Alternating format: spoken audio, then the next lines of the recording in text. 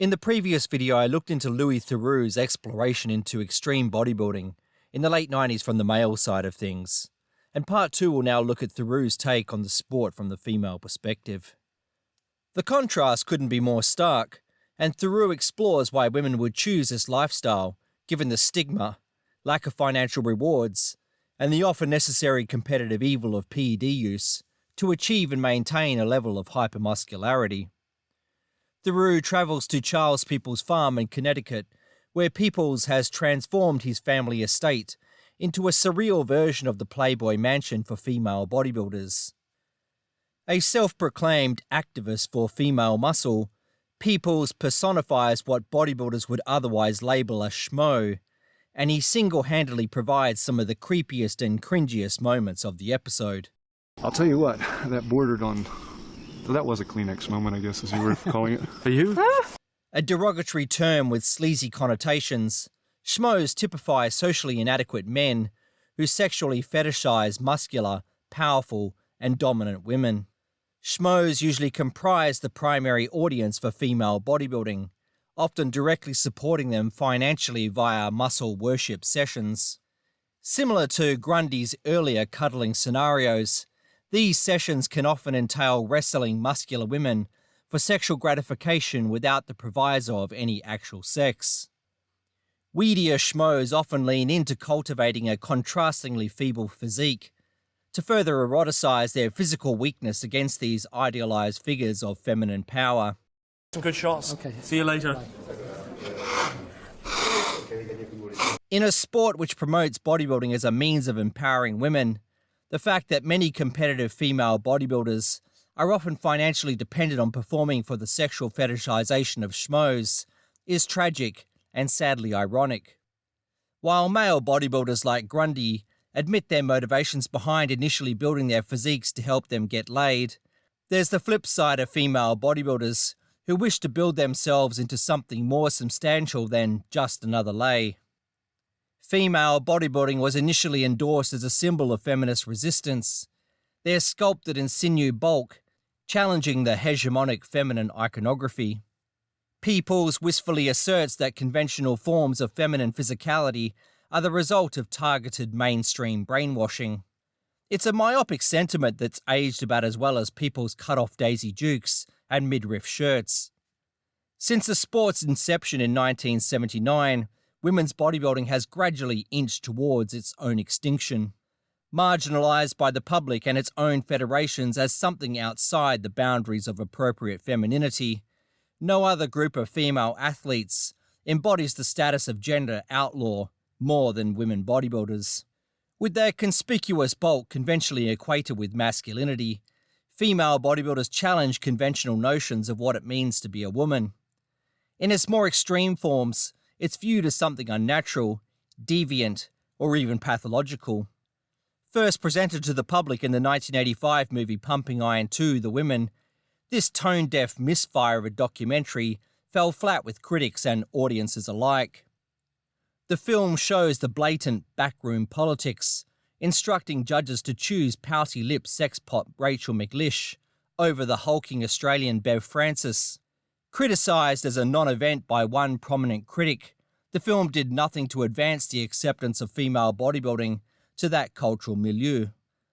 By the release of Theroux's documentary, sponsorship dollars, prize money, and press coverage for female competitors had hit rock bottom. And while female bodybuilders embody power and control over their own physical development, they often lack that same power and control over their own sport. Much of this can be blamed on the absence of explicit judging criteria and the constantly shifting goalposts the competitors find themselves forced to adapt to. While the men are encouraged to achieve heroic, outrageous physiques of increasingly monstrous proportions, female bodybuilders are often punished for doing the same.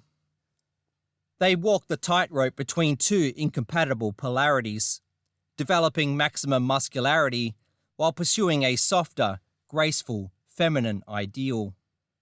It's a balance often compromised due to the necessary inclusion of PEDs, where the masculinizing side effects are not only undeniably visual, but also largely irreversible. Theroux's attempts to delve deep into the topic is met with the expected dismissal and denial.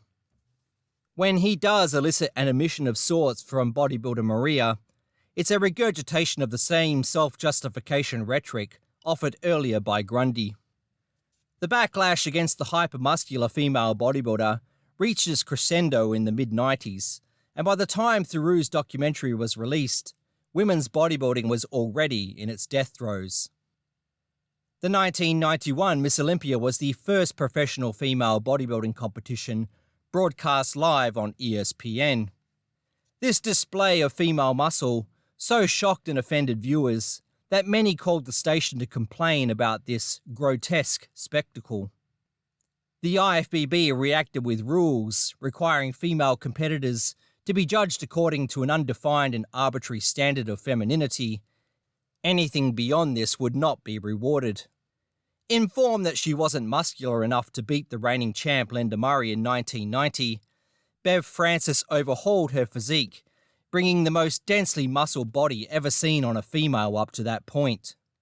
However, when Schmo Weider discovered 2 rounds deep that Francis was blitzing the lineup, Weider immediately slipped the head judge a note saying that, "Under no circumstances shall Bev Francis win this contest." Then Vice President of the IFBB, Wayne DeMilla, was also quoted as saying that he couldn't care less about female bodybuilding because they're all he-shes whom no company would either want to sponsor or hire to endorse their products. Dan Duchesne himself, ironically one of the industry's biggest schmoes of the era, posted on a forum gleefully pronouncing the death of women's bodybuilding, stating, "Told you so, it's official, the end of pro-women's bodybuilding." The self-evident criticism that women's bodybuilding doesn't sell was countered with the response of, "And how could it, considering the total absence of official support, promotion, and open disdain of the federations towards it." While there was a period of acceptance and even celebration during the Corey Everson and Linda Murray dynasties, Murray's defeat by the massive and freaky conditioning of Kim Shevesky ushered in a new extreme and turning point for women's bodybuilding. Yet still, Shevesky, who was Miss Olympia from 1996 to 1999, was featured neither on cans of protein powder or any covers of muscle magazines. After the cancellation of the 1999 Miss Olympia, saved only by a last-minute sponsorship reprieve, Shevesky retired, claiming gender discrimination guidelines, advocating for more femininity and less muscularity in the sport. The squeamish establishment of the day clearly wanted hypermuscular women's bodybuilding dead and gone. Early fitness competitions added to the Miss Olympia in 1995 resembled beauty pageants more than bodybuilding contests, and steadily usurped both pride of place and prize money that had once been accorded to female bodybuilders. And this is only a small amount of the fuckery that went on with women's bodybuilding throughout its short and checkered history. Theroux therefore explores the motivations behind why women would want to pay the insanely high price of a lifestyle which demands so much for so little in return. And it's not just the financial trade-offs. The use of PEDs and their irreversible effects on female biology comes fraught with its own repercussions. There's the obvious health risks, but also the psychic barrage from the often daily visceral societal reactions, the negative feedback, the animosity, and constant interrogation via the judgmental stares and comments made by complete strangers. Rather than something liberating, women's bodybuilding often spirals into an oppressive practice in which the 24/7 discipline, self-surveillance, and bodily self-loathing requires a new form of rigid enforcement, even more extreme than the ideals imbued by the prevailing mainstream. As one bodybuilding writer argued, most women bodybuilders are victims of their own success, writing, "They are just too good at building muscle." While Louis Theroux acknowledges and respects their dedication, he predictably concludes that female bodybuilding is personally not for him. Overall, I thought this was an entertaining and light-hearted look in the rearview mirror at bodybuilding 25 years ago. It's a visual time capsule and reference point showing how the more things change, the more they stay the same. I think Theroux did his best to dial down the sensationalism for this one, but he obviously focused on push-button topics guaranteed to elicit maximum audience reaction. More so than other episodes from the series, I think he humanised the bodybuilders without resorting to his usual piss-take antics. Grundy, for example, comes off as funny, charismatic, and relatable. The female bodybuilder Tatiana was well-spoken, likeable, and intelligent. Neither typified the narcissistic, vain, or superficial stereotypes and caricatures which often feature in the usual lazy journalism.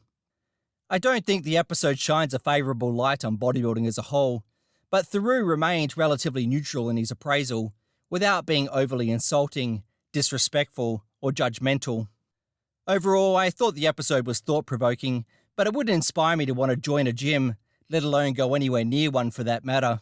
But anyway, let me know your thoughts about Theroux's documentary in the comments down below. Is there anything that stood out to you about the documentary that you liked or hated? Or do you have any thoughts beyond those that Theroux or myself might have missed? Thanks for watching.